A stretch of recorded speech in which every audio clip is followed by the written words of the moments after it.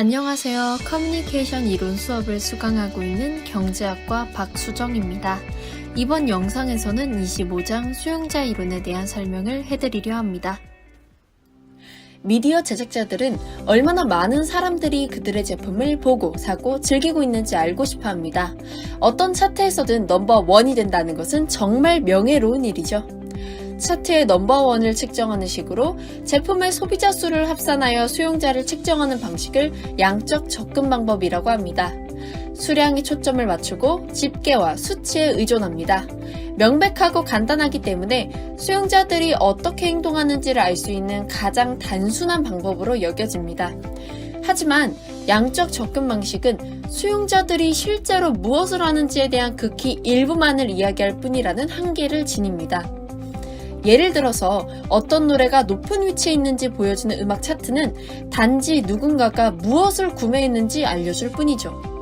물론 이 역시 미디어 산업에서 중요한 자료이지만 더 나은 방법에 대한 의문이 계속해서 제기되어 왔습니다.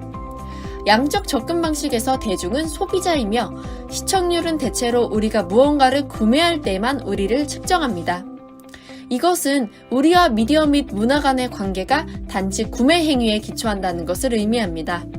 그래서 현대 사회의 소비주의적이고 자본주의적인 성격을 비판하는 사람들은 수용자를 고려하는 이러한 양적 방식을 문제로 여기기도 합니다. 이후에 다양한 미디어 소비의 요인 탐구와 작은 규모의 수용자 활동 측정이 시도되었습니다. 이는 문화의 전반적인 기술을 만들어내었죠. 예를 들면 대부분의 신수용자 조사에서는 광범위한 민족지향적인 접근을 선택하였습니다.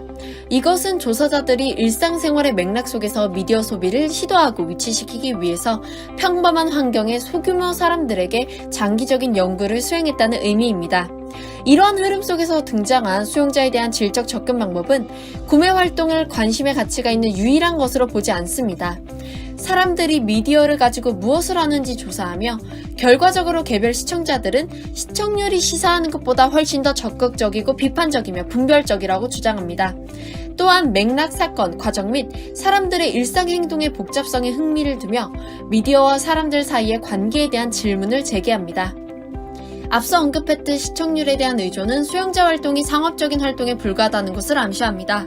많은 미디어 연구 이론가들은 수용자가 소비자에 불과하다는 생각을 싫어하며 그 대신에 미디어를 민주주의 사회가 기능하게 만드는 방법의 중요한 부분으로 바라보았습니다. 이러한 접근이 공론장의 측면을 이끌어냅니다. 이는 또한 공중과 미디어 사이의 관계에 의문을 제기하고 그것이 구매 및 판매 활동에만 초점이 맞추어져서는 안 된다고 볼 수 있다는 점을 주장합니다. 이번 영상에서 다루는 수용자에 대한 논의는 1991년에 출판된 이행앙의 책 절실하게 수용자 찾기에서 발췌한 내용입니다. 이 제목은 방송 수용자가 무엇인지 알아내는 것, 그리고 그들이 수행하는 작업이 학계와 산업의 많은 사람들이 절실하게 하고 싶어하는 일임을 암시하고 있습니다. 이 책은 미디어 연구가 수용자에 대한 새로운 접근의 전체적인 범주를 개발하고 있던 시기에 집필된 책인데 앙은 그 개발의 중요한 부분을 담당하고 있었습니다. 앙에 의하면 상이한 집단과 기관들이 미디어를 소비하는 사람들을 정의하는 다양한 방법은 우리에게 그들이 속하는 체계와 그리고 그들이 수용자 행태에 관련한 흥미를 가지는 방법을 말해줍니다. 이런 의미에서 수용자의 측정은 중립적인 행위가 아닙니다. 왜냐하면 우리는 우리가 무엇에 관심이 있는지 그리고 우리가 무엇에 관심이 없는지 결정해야 하기 때문입니다. 한편 앙은 수용자 정복에 대해 언급합니다. 앙은 수용자 활동을 측정하는 중요 도구로 시청률을 특히 중시하는 측면에서 수용자는 정복되고 또 소비자 그 이상도 이하도 아닌 것으로 축소되어 버린다고 주장합니다. 이 개념은 주로 우리가 무언가를 보거나 구매하기를 원하며 우리가 하는 다른 일들에 대해서는 상대적으로 무관심한 전체적인 미디어 산업을 나타내는 것으로 볼 수 있습니다. 본론으로 들어가기에 앞서 수용자에 대한 단수용과 복수용 구분의 중요성을 짚고 넘어가겠습니다. 유럽의 공공서비스 방송과 같은 기관들은 주로 대중으로서의 공중에 관심이 있고 대중을 구성하는 각각의 개인에 대해서는 덜 주목합니다. 그들은 대중을 단수형의 성격을 지니는 용어로 승인하였는데 앙의 의논에서 해당 용어는 대개 복수형으로 대신됩니다. 이 언어적인 구별은 중요하며 실제로 미디어 연구는 종종 수용자보다는 수용자들의 형태로 그들을 거론하곤 합니다. 우리는 수용자와 수용자들이라는 용어 사용에 신중할 필요가 있습니다. 둘은 다른 의미를 가지고 있으며 앞으로 접하게 될 다수의 자료에서 종종 굉장히 특이한 방식으로 사용되기 때문입니다. 복수형의 사용은 수용자의 다수성을 강조하며 종종 연구자들이 각 개인들이 동질성을 유지하는 정도와 그들의 미디어 소비 사이에서의 차이점에 얼마나 흥미를 가지는지를 보여줍니다. 서론이 너무 길어진 감이 있지만 이제 본론으로 넘어가죠. 텔레비전 방송의 제도적인 체계가 항상 상업적인 원칙에 기초하지는 않습니다. 미국이 가장 완전하게 성숙한 상업적 체계의 본거지인 반면 서유럽의 국가들은 국가의 통제와 재정 지원 제도들에 의해 구현되었습니다. 공공서비스 방송 체계의 범위에서 역사적인 토대를 지니고 있기도 합니다. 두 체계는 모두 방송 의사소통 중심의 틀 위에서 확립되었으나 재정적 측면과 방송의 문화적 정치적 목적에 대한 가정에서 차이가 존재합니다. 다시 말해 모든 방송제도가 수용자를 정복되어야 할 객체로서 생각해야 하는 것은 맞지만 두 체계에서 이 정복이 가지는 의미, 의도, 취지는 같은 방식으로 해석되지 않는다는 것입니다. 상업적 방송의 패러다임은 실증주의 철학을 기반으로 하고 있습니다. 단순하고 간결한 공리들을 가지고 있는 실증주의 철학은 문제 해결의 가장 손쉬운 방법 중 하나라고 말할 수 있습니다. 상업적 방송의 시스템은 비교적 간단한데 기본적으로 프로그램의 제작과 광고를 싣기 위한 TV 채널의 이용에 토대를 두고 있습니다. 여기서 시스템의 추진력은 전적으로 경제적인 사안이 되어 수익 창출에 대한 경제적 고민과 연결됩니다. 제이 블럼버는 결국 미국 상업 텔레비전의 목표들은 이윤 극대화의 목표에 종속될 수밖에 없다고 말하기도 했습니다. 이처럼 상업방송 시스템은 자본주의 시장 경제의 법칙에 따라 작동합니다. 예를 들어서 가장 유명한 프로그램에 속한 광고 시간은 가장 비싸고 광고주들은 획득한 방송 시간의 대가로 많은 비용을 지불합니다. 상업 텔레비전의 가장 중요한 법칙이 바로 수용자 극대화입니다. 시청률은 방송 수용자들에 대한 지식을 제공하기 때문에 시스템의 경제적인 기능에 대해 없어서는 안 될 존재가 되죠. 좋은 시청률의 결과는 광고주와 수용자 사이의 효과적인 의사소통에 관한 합의된 기표입니다. 그리하여 광고 네트워크들은 매력적인 편성을 통해서 좋은 시청률 결과의 달성을 위해 노력해야 하는데 이게 바로 수용자 극대화죠. 결과적으로 수용자 조사를 통한 시청률의 도출은 상업 텔레비전의 제도적인 틀 안에서 전적으로 중대한 보조 산업이 됩니다. CBS의 국장인 아놀드 베커는 다음과 같이 말했습니다.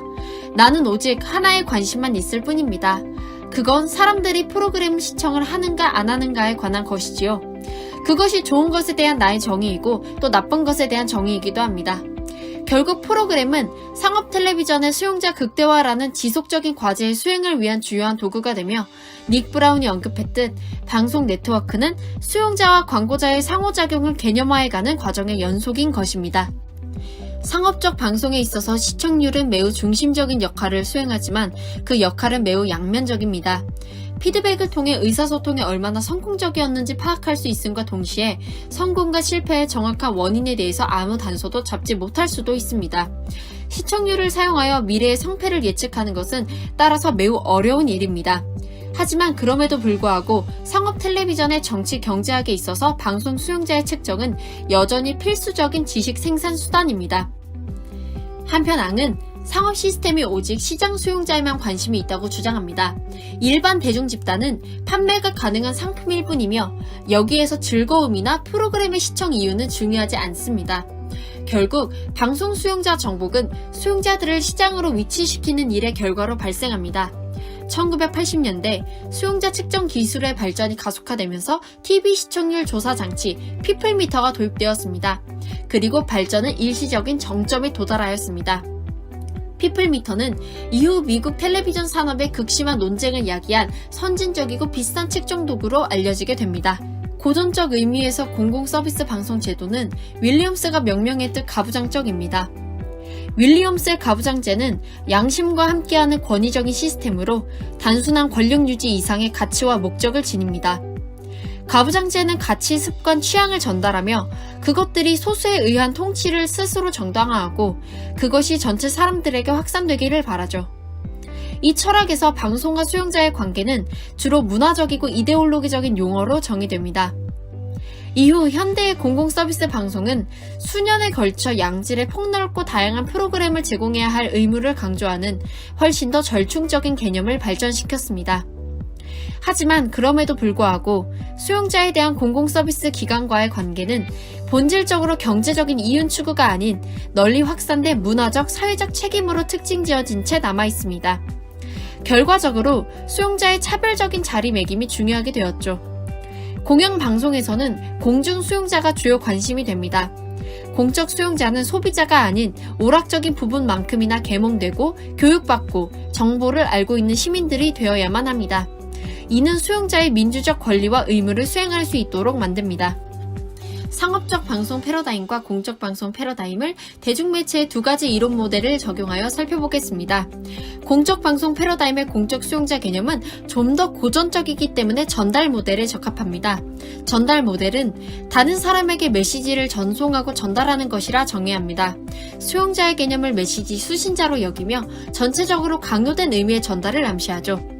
한편 공공서비스 방송의 제도적인 관점에서 맥퀘일 모델은 명백하게 부족하고 부적당한 형태와 다르지 않다고 생각할 수도 있습니다. 이들은 커뮤니케이션의 목적과 주목이 연결될 때 주목이 진정한 의미를 가진다고 여기기 때문입니다. 반면에 상업적 방송 패러다임의 시장형 수용자 개념에서는 의미의 의도적인 전달은 부차적인 중요성을 가진다고 봅니다. 맥퀘일이 언급했듯 모든 시장의 본질은 상품과 재화를 공급하여 잠재적인 소비자의 관심을 이끌고 유지하는 것이죠. 여기서 맥퀘일의 커뮤니케이션 주목 모델은 단순히 주목을 유도하고 획득하는 것만이 중요하다는 것을 의미합니다. 커뮤니케이션은 질이나 영양과는 상관없이 수용자로부터 가능한 빨리 실제적인 관심이 모아지면 효과적인 것이 됩니다. 이 모델이 상업방송 제도를 뒷받침하는 커뮤니케이션 모델이 되는 것이죠. 결국 시장형 수용자와 공적 수용자는 두 개의 대안적인 수용자 형태로 텔레비전 방송 제도인 상업방송과 공공서비스 방송에 각각 연결됩니다. 구체적인 제도 안에서 수용자의 내해 지식 생산의 구조 패러다임을 제공합니다. 미국 상업 텔레비전 맥락에서 수용자는 궁극적으로 획득해야 할 시장이고, 유럽의 공공서비스 제도를 포함하여 수용자를 공적 수용자로 여기는 지역에서는 수용자를 방송국이 책임감을 가지고 봉사해야 할 유지와 강화의 대상이라고 보게 되죠. 하지만 공공서비스 방송은 수용자 이해에 있어서 몇 가지 문제를 지닙니다. 상업 텔레비전은 시장 수용자 패러다임을 지지하는 고도의 지식 생산 기관으로 수용자 측정 도구를 스스로 갖추고 있는 반면에 공적 수용자 패러다임은 이를 증명하는 간단한 도구조차 없습니다.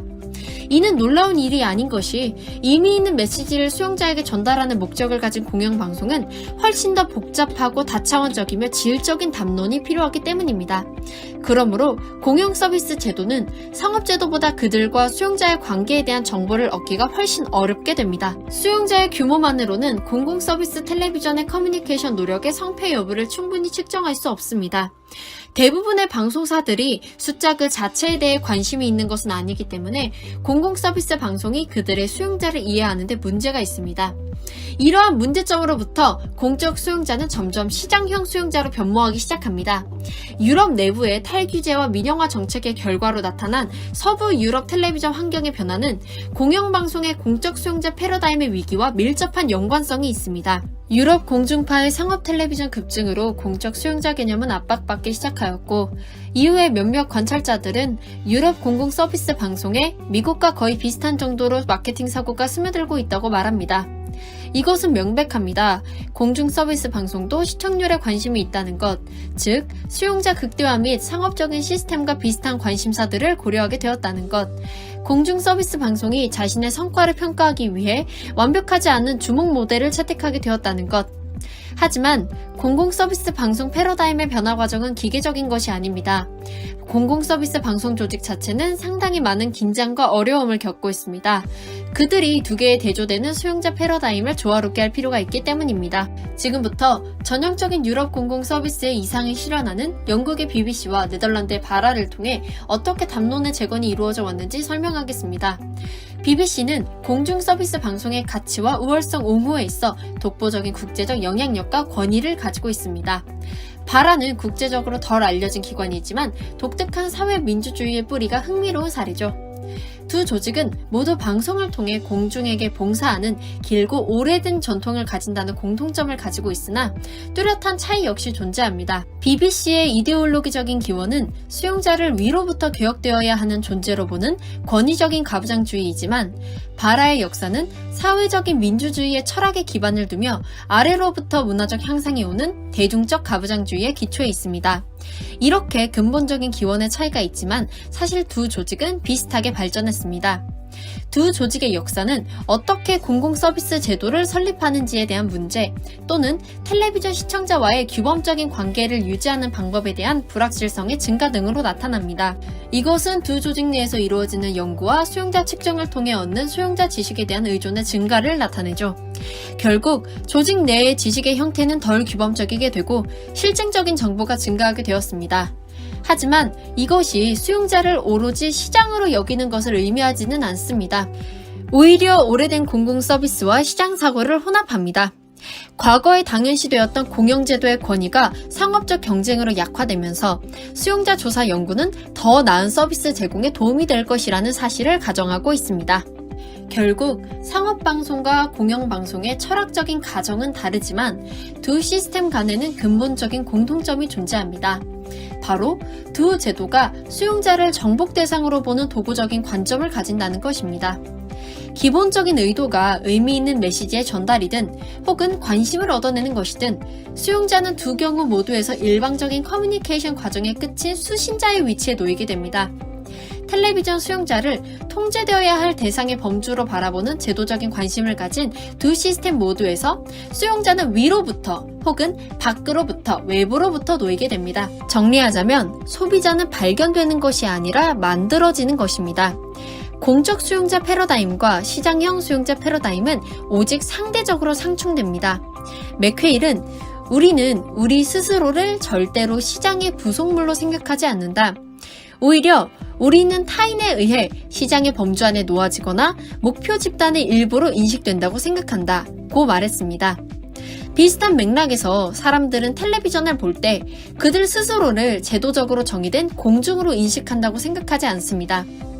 다르게 말하자면 시장을 생성하기 위해 소비자가 발견되는 것이 아니라 오히려 만들어져야 하며 시민들은 자연스럽게 형성되는 것이 아니라 제도 자체에 의해서 생산되고 만들어지고 발명되고 구성되어야 합니다. 결국 수용자는 미디어 이론의 중심에 놓이며 수용자가 상업방송과 공영방송에서 모두 소비자로 정의되든지 혹은 시민으로 정의되든지에 상관없이 방송은 앞으로도 그들의 구체적인 목적과 관심에 따라 수용자를 정복하기 위한 노력을 멈추지 않을 것입니다.